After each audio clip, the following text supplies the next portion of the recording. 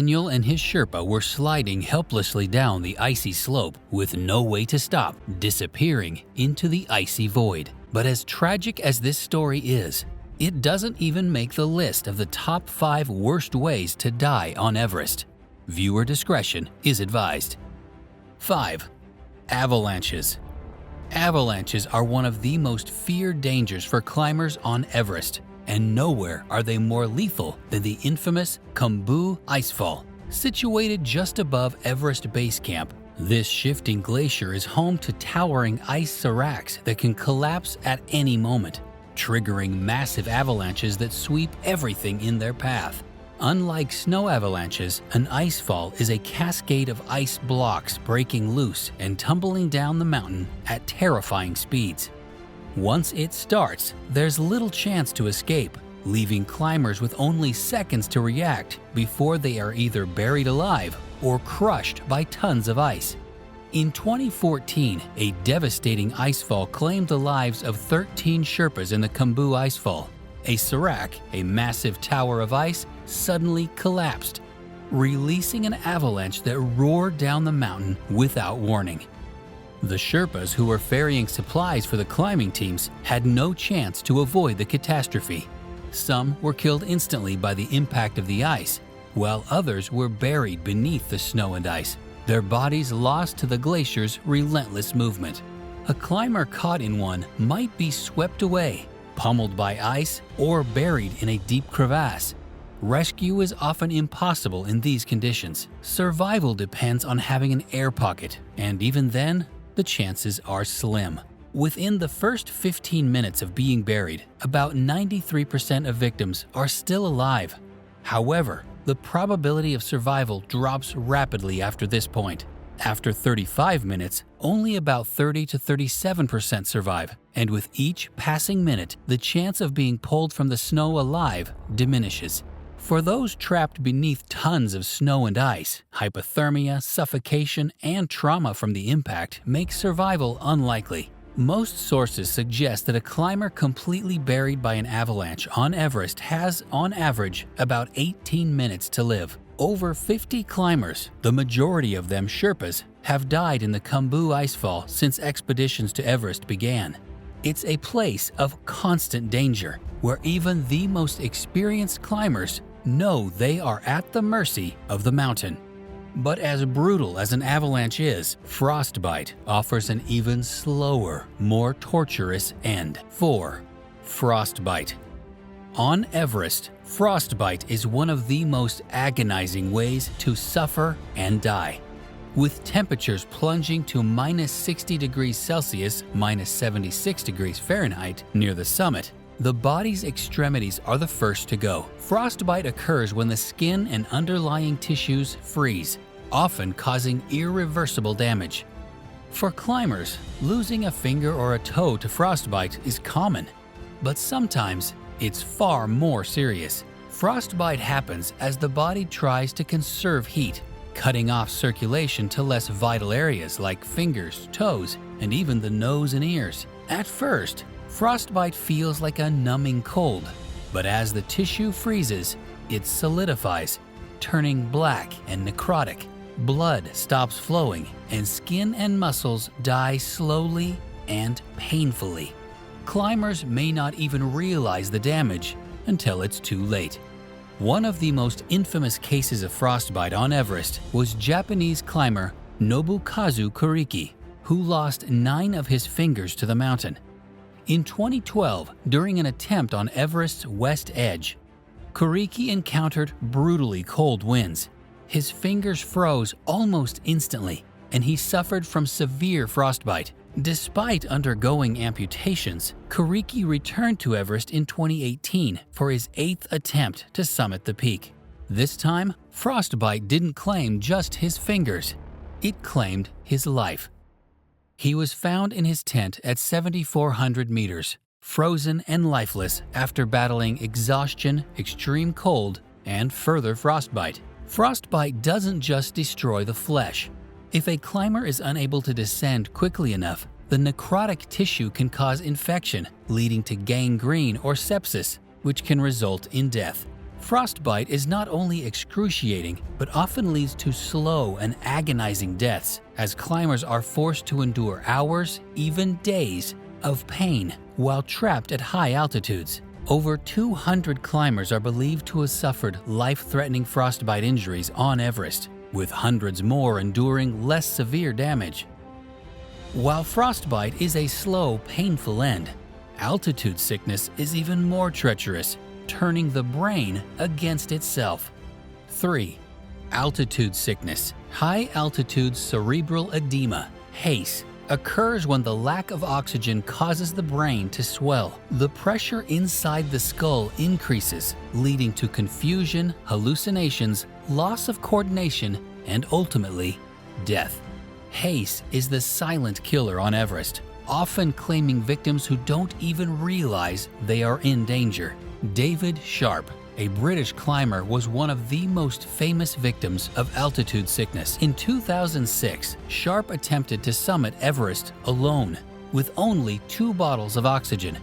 On his descent, he collapsed in Green Boots Cave at 8,500 meters. Sharp's body was slowly shutting down as HACE set in. His movements became erratic, and he was unable to stand or communicate clearly. He was disoriented, slipping in and out of consciousness as his brain swelled dangerously.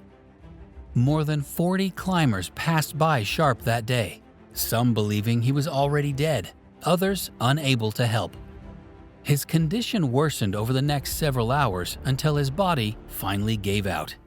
He died alone in the cave, just one of many who have succumbed to the lethal effects of altitude sickness. Altitude sickness is responsible for many of the 300-plus deaths on Everest. Often the symptoms come on gradually: headaches, dizziness, nausea, before rapidly progressing to confusion and coma. Once HACE takes hold, the chances of survival plummet unless immediate descent is possible. It's a terrifying condition because it can strike anyone, regardless of their fitness or experience level. A climber may feel fine one minute, and the next, they are unable to think clearly or move properly. In the thin air of Everest's death zone, that loss of control can be fatal. But as devastating as altitude sickness is, when fluid fills the lungs, the suffocation becomes even more unbearable. 2. Pulmonary edema. One of the most terrifying conditions climbers face on Everest is the slow suffocation of high-altitude pulmonary edema, HAPE. This deadly condition occurs when the body struggles to acclimatize to the thin air, causing fluid to leak into the lungs. The result? The climber slowly suffocates as their lungs fill with fluid. At altitudes above 8,000 meters, the air contains only about 1/3 of the oxygen at sea level. The lack of oxygen puts extreme pressure on the lungs, and without acclimatization, fluid starts to seep into the air sacs. The victim experiences shortness of breath, a tightening chest, and a persistent cough. As the fluid builds, the cough worsens, turning bloody, and breathing becomes increasingly difficult. Climbers with HAPE feel as though they are drowning from the inside. The oxygen they desperately need to survive is inaccessible, trapped within their fluid-filled lungs. One of the most recent victims of HAPE was Australian climber Jason Kennison. In 2023, after reaching Everest summit, Jason began his descent, but at around 8,500 meters, he started showing signs of HAPE. His breathing became labored, his steps slowed, and his body weakened as the fluid in his lungs increased. His team gave him oxygen, but it wasn't enough. With each breath, Jason's lungs filled further, his body suffocating him slowly. Despite their best efforts, Jason's team was unable to save him, and he died just 350 meters below the summit. HAPE is responsible for a significant portion of Everest deaths. Roughly 14% of all climbers who venture into the death zone, altitudes above 8,000 meters, develop symptoms of HAPE.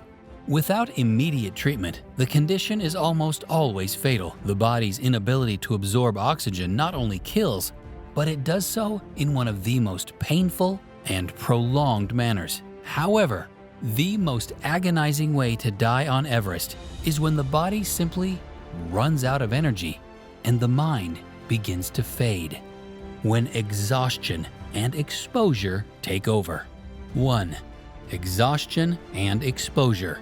One of the most agonizing ways to die on Mount Everest is through exhaustion and exposure, a lethal combination that preys on even the strongest climbers. The brutal environment in Everest's death zone above 8,000 meters pushes the human body to its absolute limits. Here, oxygen levels are critically low. Temperatures often plummet to minus 50 degrees Celsius, and the body can no longer acclimatize.